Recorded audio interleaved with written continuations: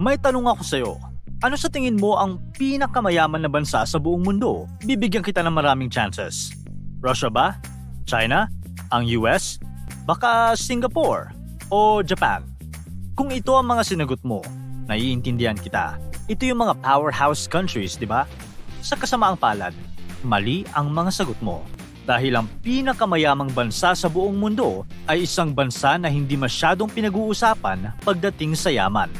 Ayon sa International Monetary Fund, ang pinakamayamang bansa sa buong mundo ay ang Ireland. Kaya mapapaisip ka na lang, ano pang world records ang hindi natin alam? Tara, pag-usapan natin. As of April 2023, ang Ireland ang may pinakamalaking purchasing power parity sa buong mundo. Ang PPP ay isang measurement ng mga presyo sa iba't ibang bansa na gumagamit ng merits sa mga specific goods upang maikumpara ito sa absolute purchasing power ng mga currency ng mga bansa at ang living standards ng mga tao dito. Siguro, iniisip na napakayaman ng mga tao sa Ireland at medyo tama ka. Gayunpaman, ibang bansa ang may hawak ng record para sa may pinakamaraming millionaires. Ayon sa mga datos, ang US ang may pinakamaraming millionaire citizens sa mundo. May 22 million na mamamayan ang US na may net worth na at least 1 million. Sa lahat ng mga milyonaryo sa mundo, 40% sa kanila ay Amerikano.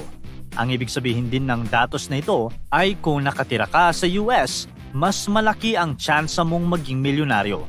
Ang United States din ang bansang may pinakamaraming Olympic medals sa bilang na 2,980 medals. Nanalo sila ng 1,180 gold medals, 959 silver medals at 841 na bronze. Sa madaling salita, magaling sa sports at sa pagpaparami ng pera ang mga Amerikano. Pero hindi sa lahat ng sports, lalo na sa soccer. Ayon sa datos, Brazil ang bansang may pinakamaraming soccer players sa 132 na soccer leagues. May 2,742 Brazilian soccer players. Kasama na dito ang superstar na si Neymar da Silva Santos Jr. Bumalik tayo sa US. Kung nakatira ka sa bansa na may pinakamaraming milyonaryo at Olympic medals, iisipin mong magiging masaya ka, di ba? Siguro, pero hindi kasing saya ng mga Finns.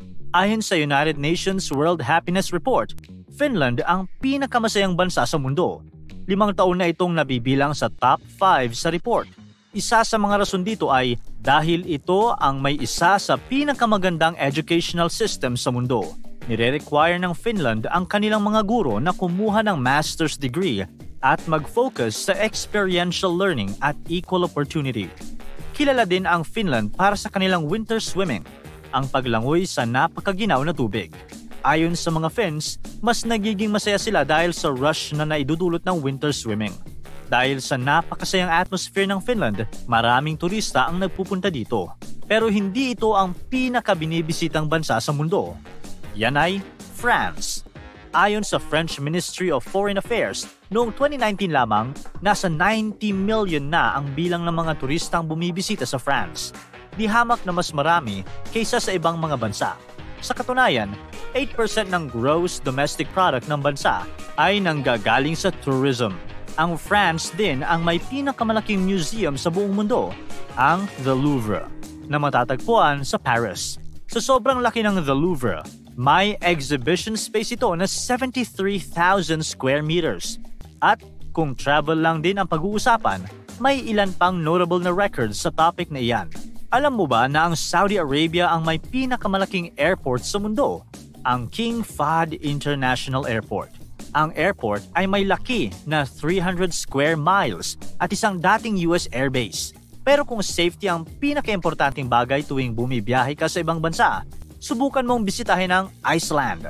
Ayon sa Global Peace Index, Iceland ang pinakaligtas na bansa sa buong mundo at 14 straight years na itong may hawak ng titulo na yan.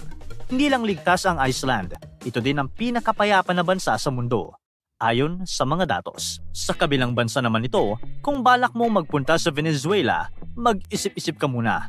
Ayon sa mga datos, ang Venezuela ay may crime index na 83.76. Ito ang pinakamataas sa buong mundo. Ang high crime rate ng bansa ay dahil sa masamang judicial system nila at government corruption.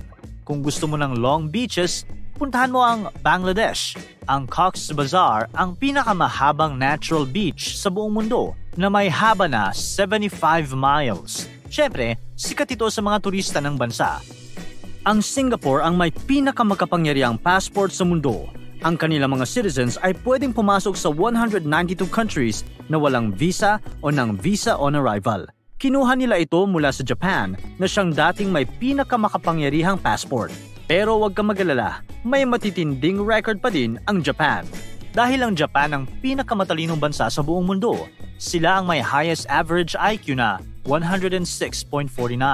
Taiwan ang pangalawa na may average IQ na 106.47 at Singapore ang pangatlo sa IQ na 105.89. May iba pang record ang Singapore sa videong ito. Dapat lang din na may mataas silang ranking sa average IQ dahil pinagpapalit nila ang tulog upang mag-aral. Ayon sa mga datos, Singapore ang bansang may pinakamababang sleep hours sa mundo. May fatigue score sila na 7.20, ang pinakamataas sa mundo, at sinusundan sila ng Mexico. Siyempre, hindi na kasupre-supresa na hindi masyadong natutulog ang Mexico dahil sila ang pinaka-overworked na bansa. Ang average annual hours na nagtatrabaho ang mga Mexicans ay 2,148. Hindi sila masyadong natutulog. Sa kabilang dako naman, tila hindi nahihirapang maghanap ng oras ang mga Dutch upang matulog. Dahil ayon sa datos, ang Netherlands ang bansang may pinakamaraming sleep hours sa buong mundo. Kung ang standard ay 8 hours, ang mga Dutch ay natutulog sa average na 8 hours and 5.5 minutes. Sa ngayon, siguro alam mo na ang Russia ang pinakamalaking bansa sa mundo na may total area na 17 million square kilometers. Pero, alam mo ba na sa sobrang laki ng Russia, halos kasing laki ito ng dalawang Canada, ang ikalawang pinakamalaking bansa sa mundo. Ang Vatican City naman ang pinakamaliit na bansa. Pinapaligiran ito ng 2-mile borders sa Italy at may total area na 100 acres lamang. Sa katunayan, sa sobrang liit ng Vatican City, mas maliit ito ng 120 times sa isla ng Manhattan sa New York. Ilan pang interesting na mga records ay ang Denmark na may pinaka-hindi corrupt na gobyerno sa mundo ayon sa Corruption Perception Index. Isang perceived level ng public sector corruption na measure gamit ang expert assessments at opinion surveys. Ang Denmark din ang pinakamalinis na bansa sa mundo ayon sa worldpopulationreview.com. Ang Pilipinas naman ay kilala para sa kanilang magagaling na athletes na tulad ni Manny Pacquiao at ang pinakamagaling na pool player sa kasaysayan, si Efren Bata Reyes. Ang Pilipinas din ang may pinakamaraming nurses na nagtatrabaho sa iba't ibang parte ng mundo. Sa kabilang banda, Italy ang pinakamalaking wine producer sa mundo. Nagpo-produce sila ng 4 million liters taon-taon. Gayunpaman, ang pinakamalaking winery ang Milestimici ay wala sa Italy pero nasa Moldova. Ang winery ay may lawak na 75 miles at sila ang may hawak ng record na pinakamalaking wine collection sa buong mundo pagdating sa dami ng bote. Gayunpaman, wala nang mas malakas pang uminom ng alcohol sa mga Czechs. Ayon sa World Atlas, Czechia ang umiinom ng pinakamaraming purest alcohol per capita taon-taon na 14.3. Oo, malakas tumagay ang mga Czechs. Ngayon, pag-usapan naman natin ang mga records na ayaw hawakan ng anumang bansa.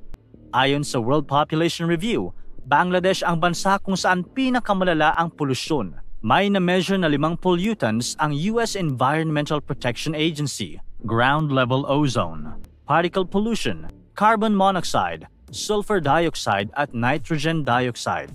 May estimates din ang World Health Organization sa pollution levels ng bansa. At ayon sa lahat ng metrics, Bangladesh ang may pinakamataas na level. Masama ang polusyon, pero alam mo kung ano ang mas masama? Isang corrupt na gobyerno. Pinag-usapan na natin ang Corruption Perception Index kanina. Kung Denmark ang pinaka-hindi corrupt ayon sa index, ang pinaka-corrupt naman na bansa sa buong mundo ay ang South Sudan. Na-establish lamang ang South Sudan noong 2011, pero nakuha pa ring nakawin ng kanilang gobyerno ang public funds nila. Ang South Sudan ay nagpo-produce ng kalahating milyon na barrels ng langis araw-araw na siyang nagbibigay sa kanila ng $10 billion na revenue. Sa kasamaang palad, $4 billion na ang nawala dito dahil sa korupsyon. Pero ang nakakagulat dito, hindi ang South Sudan ang pinakamalungkot na bansa sa buong mundo kahit na sa grabe ng korupsyon. 149 countries ang pinasagot ng survey ng World Happiness Report at nalaman sa results na Afghanistan ang may pinakamababang score. Ang Afghanistan ay may napakaraming mineral resources tulad ng gold at oil. Gayunpaman, sa dami ng mga labanan na nangyayari sa bansa, maiintindihan mo kung bakit hindi masaya ang mga citizens nito. Ang Afghanistan ang pinakamalungkot na bansa kahit noong hindi pa dumating ang mga Taliban upang gawing mas malagim pa ang sitwasyon ng bansa. Sinimulan natin ang video sa pinakamayamang bansa, kaya tatapusin din natin ito sa kanyang opposite. Ang World Bank ay may 4-tiered ranking system para sa mga ekonomiya na may sobrang baba na income at para sa mga pinakamahihirap na bansa. Ang ranking ay nakabase sa gross national income, ang measure ng total income ng bansa na i-divide gamit ang population nito. Mula sa ranking na ito, ang bansang may pinakamababang GNI per capita sa halagang $271 lamang ay ang Burundi. Ang civil war na nangyari noong 1993 hanggang 2005 ay ang pinakamalaking rason kung bakit napakahirap ng Burundi. Dahan-dahan ding tumataas ang presyo ng pagkain sa bansa habang tumataas din ang populasyon. Pangit na combination. Anong world records ang alam mo? I-comment mo dyan sa baba. Para tuloy-tuloy ang saya at kwentuhan, huwag kalimutan mag-subscribe sa Bubbly YouTube channel at pindutin ang notification bell.